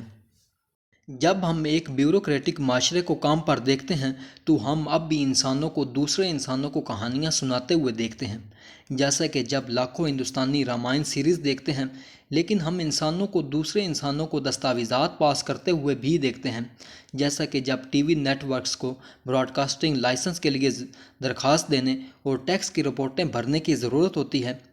ایک مختلف نقطہ نظر سے دیکھا جائے تو جو ہم دیکھتے ہیں وہ دستاویزات انسانوں کو دوسری دستاویزات سے مشغول ہونے پر مجبور کرتی ہیں۔ اس سے اتھارٹی میں تبدیلیاں آئیں۔ جیسے جیسے دستاویزات بہت سی سماجی زنجیروں کو جوڑنے والا ایک اہم مرکز بن گئیں، ان دستاویزات میں کافی طاقت آ گئی، اور دستاویزات کے پراسرار منطق کے ماہرین نئے اتھارٹی کے اعداد و شمار کے طور پر ابھرے۔ منتظمین، اکاؤنٹنٹس اور وکلاء نے نہ صرف پڑھنے اور لکھنے میں مہارت حاصل کی، بلکہ فارم تیار کرنے، درازوں کو الگ کرنے اور آرکائیوز کے انتظام کی مہارت بھی حاصل کی۔ بیوروکریٹک نظاموں میں طاقت اکثر یہ سمجھنے سے آتی ہے کہ مبہم بجٹ کے خلا کو کیسے مینوپولیٹ کیا جائے، اور دفاتر، کمیٹیوں اور ذیلی کمیٹیوں کی بھول بھلائیوں کے بارے میں اپنے راستے کو جاننے سے۔ اتھارٹی میں اس تبدیلی نے دنیا میں طاقت کے توازن کو بدل دیا۔ بہتر یا بدتر کے لیے، خواندہ بیوروکریسی عام شہریوں کی قیمت پر مرکزی اتھارٹی کو مضبوط کرنے کا رجحان رکھتی ہے۔ ایسا نہیں ہے کہ دستاویزات اور آرکائیوز نے مرکز کے لیے ہر ایک پر ٹیکس لگانا، فیصلہ کرنا اور بھرتی کرنا آسان بنا دیا ہے۔ بیوروکریٹک طاقت کو سمجھنے میں دشواری نے بیک وقت عوام کے لیے مرکزی اتھارٹی کو متاثر کرنا، مزاحمت کرنا یا اس سے بچنا مشکل بنا دیا۔ یہاں تک کہ جب بیوروکریسی ایک مہربان قوت تھی، لوگوں کو سیوریج سسٹم، تعلیم اور سیکیورٹی فراہم کرتی تھی، تب بھی یہ حکمرانوں اور حکمرانوں کے درمیان فرق کو بڑھانے کا رجحان رکھتی تھی۔ اس نظام نے مرکز کو اپنے زیر حکومت لوگوں کے بارے میں مزید معلومات اکٹھا کرنے اور ریکارڈ کرنے کے قابل بنایا، جبکہ مؤخر ذکر کر کے یہ سمجھنا بہت مشکل تھا کہ یہ نظام خود کیسے کام کرتا ہے۔ آرٹ، جو ہمیں زندگی کے بہت سے دوسرے پہلوؤں کو سمجھنے میں مدد کرتا ہے، اس معاملے میں وہ صرف محدود مدد کی پیشکش کرتا ہے۔ شاعروں، ڈرامہ نگاروں اور فلم سازوں نے کبھی کبھار بیوروکریٹک طاقت کی حرکیات پر توجہ مرکوز کی ہے، تاہم یہ بات چیت کرنے کے لیے ایک بہت مشکل کہانی ثابت ہوئی ہے۔ فنکار عام طور پر کہانی کی ایک محدود سیٹ کے ساتھ کام کرتے ہیں جو ہماری حیاتیات میں جڑے ہوئے ہیں، لیکن ان میں سے کوئی بھی حیاتیاتی ڈرامہ بیوروکریسی کے کام کاج پر زیادہ روشنی نہیں ڈالتا ہے، کیونکہ یہ سب دستاویزات اور آرکائیوز کے ظہور سے لاکھوں سال پہلے ارتقاء کے ذریعے لکھے گئے ہیں۔ یہ سمجھنے کے لیے کہ حیاتیاتی ڈرامے کیا ہیں، وہ بیوروکریسی کو سمجھنے کے لیے ایک ناقص رہنما کیوں ہیں۔ آئیے انسانیت کی سب سے بڑی فنکارانہ شاہکاروں میں سے ایک رامائن کے پلاٹ پر تفصیل سے غور کریں۔ رامائن کی ایک اہم کہانی شہزادہ رام، ان کے والد بادشاہ دشارت اور ان کی سوتیلی ماں ملکہ کیکی کے درمیان تعلقات سے متعلق ہے۔ اگرچہ رام سب سے بڑا بیٹا ہونے کی وجہ سے بادشاہی کا جائز وارث ہے، کیکئی بادشاہ کو رام کو جنگل میں جلا وطن کرنے اور جانشینی اپنے بیٹے بھرت پر دینے پر راضی کر لیتی ہے۔ اس پلاٹ لائن کی بنیاد کئی حیاتیاتی ڈرامے ہیں جو میمل اور ایوین کے ارتقاء میں سینکڑوں ملین سال پیچھے چلے جاتے ہیں۔ تمام میمل اور پرندوں کی اولاد زندگی کے پہلے مرحلے میں اپنے والدین پر منحصر ہوتی ہے، والدین کی دیکھ بھال چاہتی ہے اور والدین کی غفلت یا دشمنی سے ڈرتی ہے۔ زندگی اور موت توازن میں لٹکتی ہے، ایک بچہ یا چوزا بہت جلد گھونسلے سے باہر نکال دیا جاتا ہے، اسے بھوک یا شکاری سے موت کا خطرہ ہوتا ہے۔ انسانوں میں اپنے والدین کے ذریعے نظر انداز کیے جانے یا ترک کیے جانے کا خوف نہ صرف اسنو وائٹ، سنڈریلا اور ہیری پوٹر جیسی بچوں کی کہانیوں کا ایک سانچہ ہے، بلکہ ہمارے کچھ انتہائی بااثر قومی اور مذہبی خرافات کا بھی ہے۔ رامائن واحد مثال ہونے سے بہت دور ہے۔ عیسائی الیات میں دوزخ کے عذاب کو مدر چرچ اور آسمانی باپ سے تمام رابطہ کھونے کے طور پر تصور کیا جاتا ہے۔ جہنم ایک گمشدہ بچہ ہے جو اپنے والدین کے لیے رو رہا ہے۔ ایک متعلقہ حیاتیاتی ڈرامہ جو انسانی بچوں، ممالیہ بچوں اور پرندوں کے بچوں سے بھی واقف ہے وہ ہے باپ مجھ سے زیادہ تم سے پیار کرتا ہے۔ حیاتیات دانوں اور جینیات کے ماہرین نے بہن بھائیوں کی رقابت کو ارتقاء کے کلیدی عملوں میں سے ایک کے طور پر شناخت کیا ہے۔ بہن بھائی معمول کے مطابق خوراک اور والدین کی توجہ کے لیے مقابلہ کرتے ہیں، اور کچھ انواع میں ایک بہن بھائی کے دوسرے کے ہاتھوں قتل عام ہوتا ہے۔ تقریباً ایک چوتھائی چیتے کے بچے اپنے بہن بھائیوں کے ہاتھوں مارے جاتے ہیں، جو عام طور پر اس کے نتیجے میں زیادہ والدین کی دیکھ بھال سے لطف اندوز ہوتے ہیں۔ سینڈ ٹائیگر شارک میں مادہ اپنے رحم میں متعدد ایمبریو رکھتی ہے۔ پہلا ایمبریو جو تقریباً 10 سینٹی میٹر لمبائی تک پہنچتا ہے، پھر باقی سب کو کھا جاتا ہے۔ بہن بھائیوں کی دشمنی کی حرکیات رامائن کے علاوہ متعدد افسانوں میں ظاہر ہوتی ہیں۔ مثال کے طور پر قابیل اور حابیل، کنگ لیئر اور ٹی وی سیریز سکسیشن کی کہانیوں میں پوری قومیں جیسے یہودی لوگ اپنی شناخت اس دعوے پر قائم کر سکتے ہیں کہ ہم والد کے پسندیدہ بچے ہیں۔ رامائن کی دوسری بڑی کہانی شہزادہ رام، اس کی محبت سیتا اور شیطان بادشاہ راون کے درمیان بننے والی رومانوی مثلث پر مرکوز ہے، جو سیتا کو اغوا کر لیتا ہے، لڑکا لڑکی سے ملتا ہے اور لڑکا لڑکی پر لڑتا ہے۔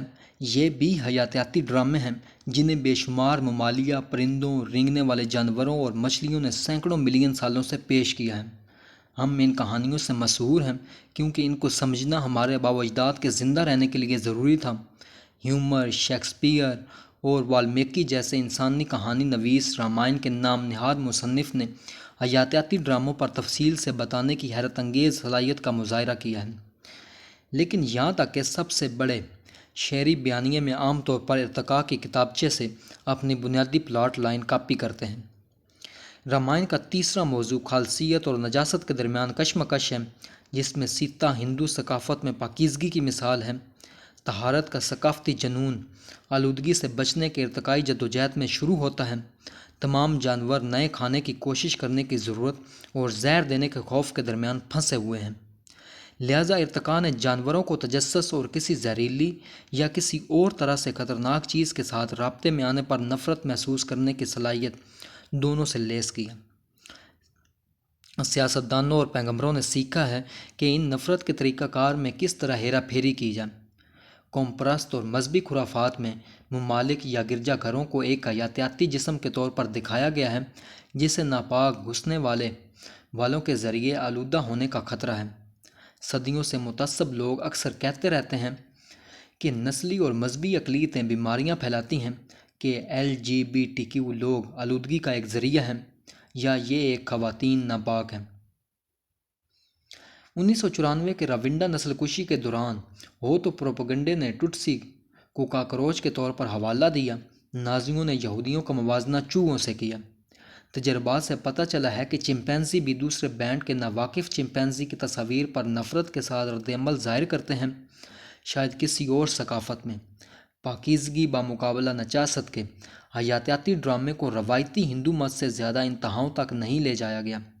اس نے ذات پات کا ایک بین الاذہانی نظام تشکیل دیا جو ان کی مبینہ پاکیزگی کی سطح کے لحاظ سے درجہ بندی کیا گیا تھا، جس میں سب سے اوپر پاک برہمن اور نیچے مبینہ طور پر ناپاک دلت، جسے پہلے ناقابل چھوا چھوت کے نام سے جانا جاتا تھا۔ پیشوں، اوزاروں اور روزمرہ کی سرگرمیوں کو بھی ان کی پاکیزگی پاکیزگی کی سطح کے لحاظ سے درجہ بندی کیا گیا ہے، اور سخت قوانین نے ناپاک افراد کو پاک لوگوں سے شادی کرنے، ان کو چھونے، ان کے لیے کھانا تیار کرنے یا یہاں تک کہ ان کے قریب آنے سے منع کیا ہے۔ جدید ہندوستانی ریاست اب بھی اس ورثے سے جدوجہد کر رہی ہے جو زندگی کے تقریباً تمام پہلوؤں کو متاثر کرتی ہے۔ مثال کے طور پر نجاست کے خوف نے مذکورہ بالا کلین انڈیا مشن کے لیے مختلف پیچیدگیاں پیدا کیں، کیونکہ مبینہ طور پر خالص لوگ بیت الخلاء کی تعمیر، دیکھ بھال اور صفائی جیسی ناپاک سرگرمیوں میں شامل ہونے یا مبینہ طور پر ناپاک افراد کے ساتھ عوامی بیت الخلاء کا اشتراک کرنے سے ہچکچا رہے تھے۔ 25 ستمبر 2019 کو دو دلت بچوں 12 سال روشنی والمیکی اور اس کے 10 سالہ بھتیجے اوناش کو بھارتی گاؤں باکھیڑی میں اعلیٰ یا دو ذات کے ایک خاندان کے گھر کے قریب رفع حاجت کرنے پر بے رحمی سے مار ڈالا۔ انہیں عوام میں رفع حاجت کرنے پر مجبور کیا گیا کیونکہ ان کے گھروں میں بیت الخلاء کی کمی تھی۔ ایک مقامی اہلکار نے بعد میں وضاحت کی کہ ان کے گھرانے کو گاؤں کے غریب ترین افراد میں شامل ہونے کے باوجود بیت الخلاء کی تعمیر کے لیے سرکاری امداد کے اہل خاندانوں کی فہرست سے خارج کر دیا گیا تھا۔ بچوں کو معمول کے مطابق دیگر ذات پات پر مبنی امتیاز کا سامنا کرنا پڑتا تھا۔ مثال کے طور پر انہیں اسکول میں الگ چٹائیاں اور برتن لانے اور دوسرے شاگردوں سے الگ بیٹھنے پر مجبور کیا جاتا تھا تاکہ انہیں آلودہ نہ کیا جائے۔ حیاتیاتی ڈراموں کی فہرست جو ہمارے جذباتی بٹنوں کو دباتی ہیں، ان میں کئی اضافی کلاس کی شامل ہیں، جیسا کہ الفا کون ہوگا، ہم بامقابلہ ان کے، اور اچھائی بامقابلہ برائی۔ یہ ڈرامے بھی رامائن میں نمایاں طور پر پیش کیے گئے ہیں، اور یہ سب بھیڑیوں کے ریور اور چمپینزی بینڈ کے ساتھ ساتھ انسانی معاشروں کے لیے بھی معروف ہیں۔ مل کر یہ حیاتیاتی ڈرامے تقریباً تمام انسانی فن اور افسانہ سازی کی ریڑھ کی ہڈی بناتے ہیں، لیکن حیاتیاتی ڈراموں پر فن کا انحصار فنکاروں کے لیے بیوروکریسی کے طریقہ کار کی وضاحت کرنا مشکل بنا دیتا ہے۔ رامائن بڑی زرعی مملکتوں کے تناظر میں ترتیب دی گئی ہے، لیکن یہ بہت کم دلچسپی دکھاتی ہے کہ ایسی سلطنتیں جائیداد کیسے رجسٹر کرتی ہیں، ٹیکس کیسے جمع کرتی ہیں، کیٹلاگ آرکائیوز یا جنگوں کی مالی اعانت کرتی ہیں۔ بہن بھائیوں کی دشمنی اور رومانوی مثلث دستاویزات کی حرکیات کے لیے ایک اچھا رہنما نہیں ہیں، جن کے کوئی بہن بھائی نہیں ہیں اور کوئی رومانوی زندگی نہیں ہے۔ کہانی سنانے والوں جیسے فرانسس کافکا، جنہوں نے اکثر حقیقی طریقوں پر توجہ مرکوز کی جس سے بیوروکریسی انسانی زندگیوں کو تشکیل دیتی ہے، نے نئے غیر حیاتیاتی پلاٹ لائنز کی راہ ہموار کی۔ کافکا کے ٹرائل میں بینک کلرک کو ایک نامعلوم جرم کے لیے ایک ناقابل فہم ایجنسی کے نامعلوم اہلکاروں نے گرفتار کر لیا ہے۔ اپنی بہترین کوششوں کے باوجود وہ کبھی نہیں سمجھتا کہ اس کے ساتھ کیا ہو رہا ہے، یا اس ایجنسی کے مقاصد کو بے نقاب کرتا ہے جو اسے کچل رہی ہے، جبکہ بعض اوقات کائنات میں انسانی حالت اور خدا کی ناقابل فہمیت کے وجودی یا مذہبی حوالہ کے طور پر لیا جاتا ہے۔ ایک زیادہ عام سطح پر کہانی بیوروکریسی کے ممکنہ طور پر خوفناک کردار کو اجاگر کرتی ہے، جسے ایک انشورنس وکیل کے طور پر کافکا اچھی طرح جانتا تھا۔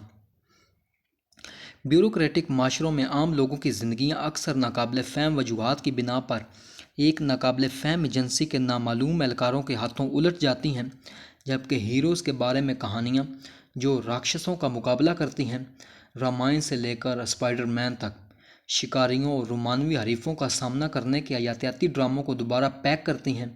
کافکا کی کہانیوں کا منفرد خوف خطرے کی ناقابل فہمیت سے آتا ہے۔ ارتقاء نے ہمارے ذہنوں کو شعر کے ذریعے موت کو سمجھنے کے لیے تیار کیا ہے۔ ہمارے ذہن کے لیے کسی دستاویز سے موت کو سمجھنا بہت مشکل ہے۔ بیوروکریسی کی کچھ عکاسی طنزیہ ہیں۔ جوزف ہیلر کے 1961 کے مشہور ناول کیچ 22 نے جنگ میں بیوروکریسی کے مرکزی کردار کو واضح کیا۔ میل روم میں سابق private first class winter green جو یہ فیصلہ کرتا ہے کہ کون سے خطوط آگے بھیجے جائیں، کسی بھی جنرل سے زیادہ طاقتور شخصیت ہے۔ 1980 کے برطانوی سیٹ کام یس منسٹر اور یس پرائم منسٹر نے ان طریقوں کو دکھایا جس میں سرکاری ملازمین اپنے سیاسی آقاؤں کو مینوپولیٹ اور کنٹرول کرنے کے لیے پراسرار ضوابط، مبہم ذیلی کمیٹیوں اور دستاویزات کے ڈھیر کا استعمال کرتے ہیں۔ 2015 کے comedy drama the big short Michael Lewis کی 2010 کی کتاب پر مبنی نے 2007 سے 8 کے مالیاتی بحران کی بیوروکریٹک جڑوں کو تلاش کیا۔ فلم کے آرچ ولن انسان نہیں بلکہ سی ڈی اوز کولیٹرلائزڈ ڈیبٹ اولیگیشنز ہیں، جو کہ سرکاری سرمایہ کاری بینکرز کے ذریعے ایجاد کردہ مالیاتی آلات ہیں اور دنیا میں کوئی اور نہیں سمجھتا ہے۔ یہ بیوروکریٹک گاڈزیلا بینک پورٹ فولیوز کی گہرائیوں میں کسی کا دھیان نہیں رہے، یہاں تک کہ وہ 2007 میں اچانک ایک بڑے مالیاتی بحران کو جنم دے کر اربوں لوگوں کی زندگیوں پر تباہی مچانے کے لیے ابھرے۔ اس طرح کی آرٹ ورکس کو اس بات کے تصورات کو تشکیل دینے میں کچھ کامیابی ملی ہے کہ بیوروکریٹک طاقت کیسے کام کرتی ہے، لیکن یہ ایک مشکل جنگ ہے، کیونکہ پتھر کے زمانے سے ہمارے ذہنوں کو حیاتیاتی ڈراموں پر توجہ مرکوز کرنے کے لیے تیار کیا گیا ہے، نہ کہ بیوروکریٹک ڈراموں پر۔ زیادہ تر ہالی ووڈ اور بالی ووڈ کی بلاک بسٹر فلمیں سی ڈی اوز کے بارے میں نہیں ہیں، بلکہ 21ویں صدی میں بھی زیادہ تر بلاک بسٹر بنیادی طور پر پتھر کے زمانے کی کہانیاں ہیں کہ وہ ہیرو جو لڑکی کو جیتنے کے لیے فریت سے لڑتا ہے، اسی طرح سیاسی طاقت کی حرکیات کو پیش کرتے ہوئے game of Thrones, the crown اور جانشینی جیسی ٹی وی سیریز خاندانی سازشوں پر توجہ مرکوز کرتی ہیں، بجائے اس کے کہ بیوروکریٹک بھول بھلائیاں پر جو خاندان کی طاقت کو برقرار رکھتی ہیں اور کبھی کبھی اس پر قابو پاتی ہیں۔ چلو تمام وکلاء کو مار ڈالیں۔ بیوروکریٹک حقائق کو پیش کرنے اور سمجھنے میں دشواری کے بدقسمتی سے نتائج برآمد ہوئے ہیں۔ ایک طرف یہ لوگوں کو نقصان دہ طاقتوں کا سامنا کرنے میں بے بس محسوس کرتا ہے جنہیں وہ نہیں سمجھتے، جیسے کافکا کے مقدمے کا ہیرو۔ دوسری طرف یہ لوگوں کو یہ تاثر بھی دیتا ہے کہ بیوروکریسی ایک سازش ہے، یہاں تک کہ ان صورتوں میں جب بھی یہ دراصل ایک مہربان قوت ہے جو ہمیں صحت کی دیکھ بھال، سلامتی اور انصاف مہیا کرتی ہے۔ 16ویں صدی میں لوڈویکو آریوسٹو نے ڈسکارڈ کی علامتی شخصیت کو ایک ایسی عورت کے طور پر بیان کیا جو سمن اور رٹ کراس امتحانات اور اٹارنی کی طاقتوں اور گلاسز کے بڑے ڈھیروں، وکیل کی رائے اور نظائر کے بادل میں گھومتی ہے، جن میں سے سبھی غریب لوگوں کی بڑھتی ہوئی عدم تحفظ کی طرف مائل تھے۔ اس کے سامنے اور پیچھے اور دونوں طرف سے اسے نوٹری، اٹارنی اور بریسٹر نے گھیر رکھا تھا۔ ہنری شیشم حصہ دوم میں جیک کیڈ کی بغاوت 1450 کی اپنی تصویر کشی میں شیکسپیئر نے ایک عام باغی ڈک کسائی کے ذریعے نوکرشاہی کے خلاف نفرت کو اس کی انتہا تک پہنچا دیا ہے۔ ڈک کے پاس ایک بہتر سماجی نظام کے قیام کا منصوبہ ہے۔ سب سے پہلے کام جو ہم کریں گے، ڈک مشورہ دیتا ہے، تمام وکلاء کو مار ڈالیں۔ باغی رہنما جیک کیڈ نوکرشاہی اور خاص طور پر تحریری دستاویزات پر ایک زبردست حملے میں ڈک کی تجویز کے ساتھ چلتا ہے۔ کیا یہ ایک المناک بات نہیں ہے کہ ایک معصوم برے کی کھال سے کاغذ بنایا جائے؟ وہ کاغذ پر جس پر لکھا ہوا ہے ایک آدمی کو برباد کر دے۔ کچھ کہتے ہیں کہ مکھی ڈنک مارتی ہے، لیکن میں کہتا ہوں یہ مکھی کا موم ہے، کیونکہ میں نے صرف ایک بار ایک چیز پر مہر لگائی تھی اور میں اس کے بعد کبھی اپنا مالک نہیں رہا۔ اتنے میں باغیوں نے ایک کلرک کو گرفتار کر لیا اور اس پر لکھنے اور پڑھنے کے قابل ہونے کا الزام لگایا۔ ایک مختصر تفتیش کے بعد جس نے اس کا جرم ثابت کیا، کیڈ اپنے آدمیوں کو حکم دیتا ہے اسے اس کے قلم اور دوات کے ساتھ اس کی گردن میں لٹکا دو۔ جیک کیڈ کی بغاوت سے 70 سال قبل 1381 کے کسانوں کی بغاوت کے دوران باغیوں نے اپنا غصہ نہ صرف گوش پوش کے بیوروکریٹس پر بلکہ ان کی دستاویزات پر بھی مرکوز کیا، متعدد آرکائیوز کو تباہ کیا، عدالتی رولز، چارٹرز اور انتظامی اور قانونی ریکارڈ کو جلا دیا۔ ایک واقعہ میں انہوں نے کیمبرج یونیورسٹی کے آرکائیوز کی چتا بنائی۔ میم گیری اسٹار نامی ایک بوڑھی عورت نے راک کو ہوا میں بکھیرتے ہوئے کہا، دور ہو جاؤ کلرکوں کے علم سے، دور ہو جاؤ۔ سینٹ البانس ایبی کے ایک راہب تھامس ولنسم، جنہوں نے ایبی کے آرکائیوز کی تباہی کا براہ راست مشاہدہ کیا، نے بیان کیا کہ باقیوں نے تمام عدالتی رولز اور منیموں کو آگ لگا دی تاکہ ان کے قدیم ریکارڈ سے چھٹکارا پانے کے بعد ان کی آقا مستقبل میں ان کے خلاف کوئی حق حاصل نہیں کر سکیں گے۔ دستاویزات کو مارنے سے قرضے ختم ہو گئے۔ تاریخ میں متعدد دیگر بغاوتوں کی خصوصیت آرکائیوز پر اسی طرح کے حملوں کی ہے۔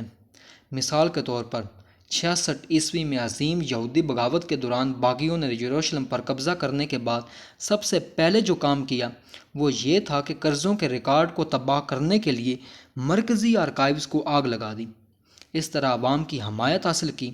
1799 میں فرانسیسی انقلاب کے دوران اسی طرح کے وجوہات کی بنا پر متعدد مقامی اور علاقائی آرکائیوز کو تباہ کر دیا گیا۔ بہت سے باغی ان پڑھ ہو سکتے ہیں، لیکن وہ جانتے تھے کہ دستاویزات کے بغیر بیوروکریٹک مشین کام نہیں کر سکتی۔ میں سرکاری بیوروکریسی اور سرکاری دستاویزات کی طاقت کے بارے میں شکوک و شبہات سے ہمدردی رکھ سکتا ہوں، کیونکہ انہوں نے میرے اپنے خاندان میں اہم کردار ادا کیا ہے۔ میرے نانا کی زندگی ایک سرکاری مردم شماری اور ایک اہم دستاویز تلاش کرنے میں ناکامی کی وجہ سے درم برم ہو گئی تھی۔ میرے نانا برونو لٹنگر 1913 میں چرنیوتوسی میں پیدا ہوئے۔ آج یہ قصبہ یوکرین میں ہے، لیکن 1913 میں ہیبسبرگ سلطنت کا حصہ تھا۔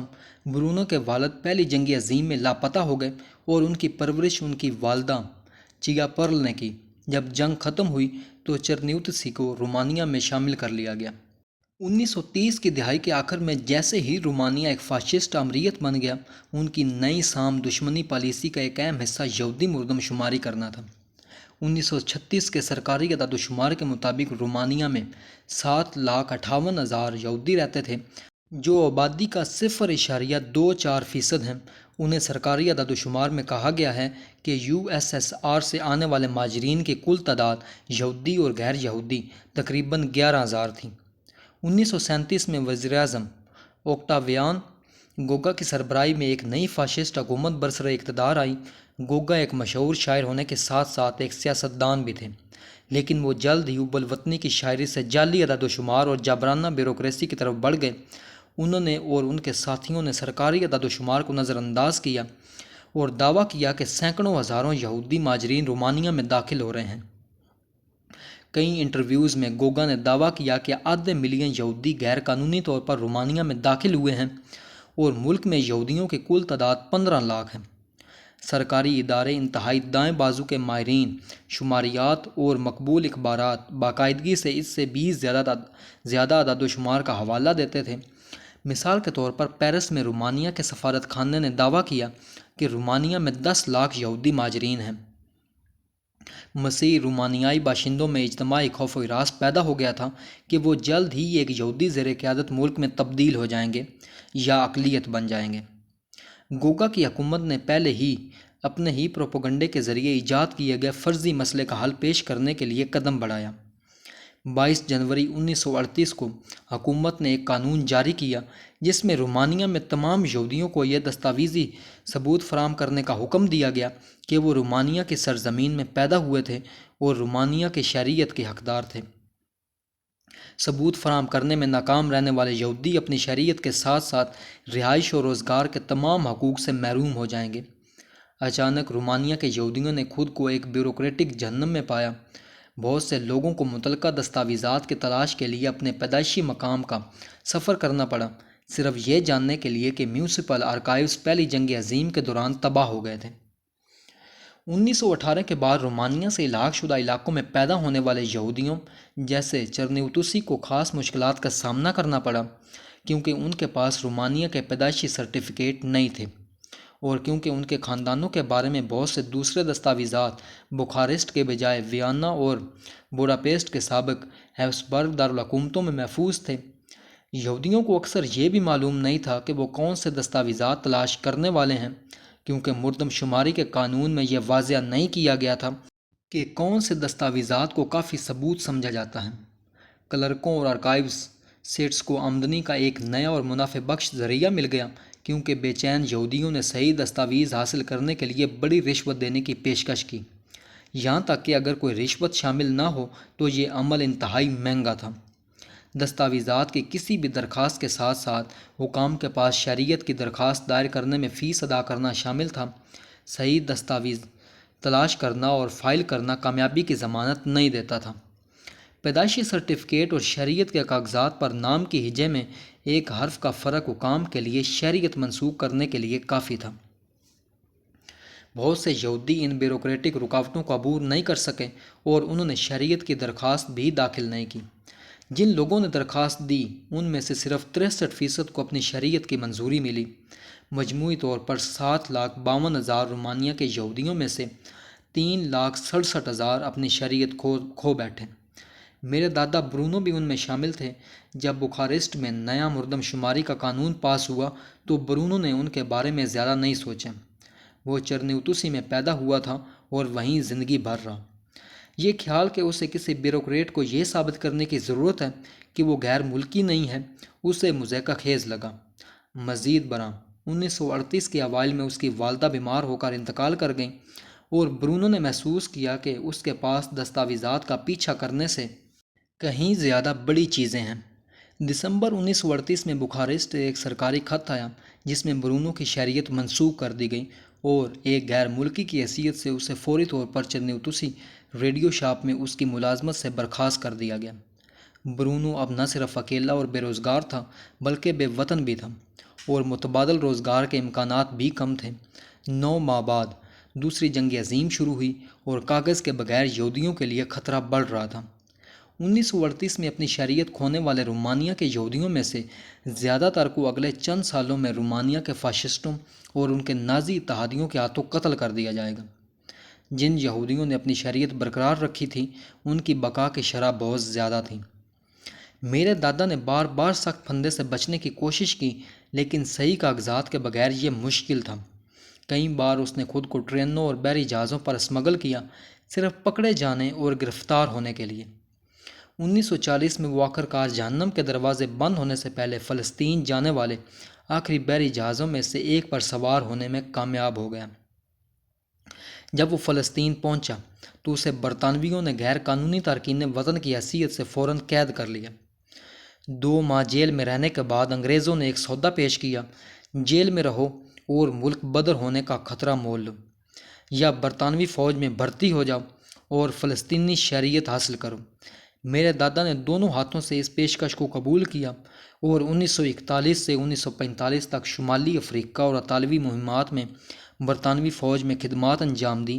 اس کے بدلے میں اسے اپنے کاغذات مل گئے۔ ہمارے خاندان میں دستاویزات کو محفوظ رکھنا ایک مقدس فرض بن گیا۔ بینک کے بیانات، بجلی کے بل، میعاد ختم ہونے والے طالب علم کے کارڈ، بلدیہ کے خطوط، اگر اس پر سرکاری مہر لگی ہو تو اسے ہماری الماری کے کئی فولڈروں میں سے ایک میں محفوظ کیا جائے گا۔ آپ کبھی نہیں جانتے تھے کہ ان میں سے کون سی دستاویز ایک دن آپ کی جان بچا سکتا ہے۔ معجزاتی دستاویز۔ کیا ہمیں بیوروکریٹک انفارمیشن نیٹ ورک سے محبت کرنی چاہیے یا نفرت؟ میرے دادا جیسی کہانیاں بیوروکریٹک طاقت میں مضمر خطرات کی نشاندہی کرتی ہیں۔ لندن میں ہیضے کی وبا جیسی کہانیاں اس کی ممکنہ خیرخواہی کی نشاندہی کرتی ہیں۔ تمام طاقتور انفارمیشن نیٹ ورک اچھائی اور برائی دونوں کر سکتے ہیں، اس بات پر منحصر ہے کہ وہ کس طرح ڈیزائن اور استعمال کیے جاتے ہیں۔ کسی نیٹ ورک میں محض معلومات کی مقدار میں اضافہ اس کی خیرخواہی کی ضمانت نہیں دیتا ہے، اور نہ یہ سچ اور نظم کے درمیان صحیح توازن تلاش کرنا آسان بناتا ہے۔ یہ 21ویں صدی کے نئے انفارمیشن نیٹ ورکس کے ڈیزائنرز اور صارفین کے لیے ایک اہم تاریخی سبق ہے۔ مستقبل کے انفارمیشن نیٹ ورکس، خاص طور پر وہ جو مصنوعی ذہانت پر مبنی ہیں، بہت سے طریقوں سے پچھلے نیٹ ورک سے مختلف ہوں گے، جبکہ حصہ اول میں ہم اس بات کا جائزہ لے رہے ہیں کہ کس طرح بڑے پیمانے پر انفارمیشن نیٹ ورکس کے لیے افسانہ اور نوکرشاہی ضروری رہی ہے۔ حصہ دو میں ہم دیکھیں گے کہ کس طرح اے آئی نوکرشاہ اور خرافات دونوں کا کردار ادا کر رہا ہے۔ اے آئی ٹولز کو یہ معلوم ہوتا ہے کہ کس طرح گوش پوش کے بیوروکریٹ سے بہتر ڈیٹا کو تلاش اور پروسیس کیا جائے، اور اے آئی زیادہ تر انسانوں سے بہتر کہانیاں لکھنے کی صلاحیت بھی حاصل کر رہا ہے۔ لیکن اس سے پہلے کہ ہم 21ویں صدی کے نئے اے آئی پر مبنی انفارمیشن نیٹ ورکس کو تلاش کریں، اور اس سے پہلے کہ ہم اے آئی کے خرافات سازوں اور اے آئی بیوروکریٹس کے خطرات اور وعدوں کا جائزہ لیں، انفارمیشن نیٹ ورکس کی طویل مدتی تاریخ کے بارے میں ایک اور چیز ہے جسے ہمیں سمجھنے کی ضرورت ہے۔ اب ہم نے دیکھا ہے کہ انفارمیشن نیٹ ورکس سچائی کو زیادہ سے زیادہ نہیں کرتے، بلکہ سچ اور نظم کے درمیان توازن تلاش کرنے کی کوشش کرتے ہیں۔ نوکرشاہی اور افسانہ دونوں ہی نظام کو برقرار رکھنے کے لیے ضروری ہیں، اور دونوں ہی نظام کی خاطر سچائی کی قربانی دینے میں خوش ہیں۔ پھر کون سے طریقہ کار اس بات کو یقینی بناتے ہیں کہ بیوروکریسی اور افسانہ سچائی سے مکمل طور پر رابطہ نہ کھو دیں؟ اور کون سے طریقہ کار انفارمیشن نیٹ ورکس کو اپنی غلطیوں کی نشاندہی اور ان کو درست کرنے کے قابل بناتے ہیں، یہاں تک کہ کچھ خرابی کی قیمت پر بھی؟ اگلے دو ابواب کا بنیادی موضوع یہ ہوگا کہ انسانی انفارمیشن نیٹ ورکس نے غلطیوں کے مسئلے سے کیسے نمٹا ہے۔ ہم ایک اور انفارمیشن ٹیکنالوجی کی ایجاد پر غور کرتے ہوئے شروع کریں گے۔ مقدس کتاب، بائبل اور قرآن جیسی مقدس کتابیں ایک انفارمیشن ٹیکنالوجی ہیں جن کا مقصد معاشرے کی تمام اہم معلومات کو شامل کرنا اور ہر قسم کی غلطی سے پاک ہونا ہے۔ کیا ہوتا ہے جب ایک انفارمیشن نیٹ ورک خود کو کسی بھی غلطی کے قابل نہیں سمجھتا؟ مبینہ طور پر ناقابل تسخیر مقدس کتابوں کی تاریخ تمام انفارمیشن نیٹ ورکس کی کچھ حدود کو اجاگر کرتی ہے اور 21ویں صدی میں ناقابل تسخیر اے آئی بنانے کی کوشش کے لیے اہم اسباق رکھتی ہے۔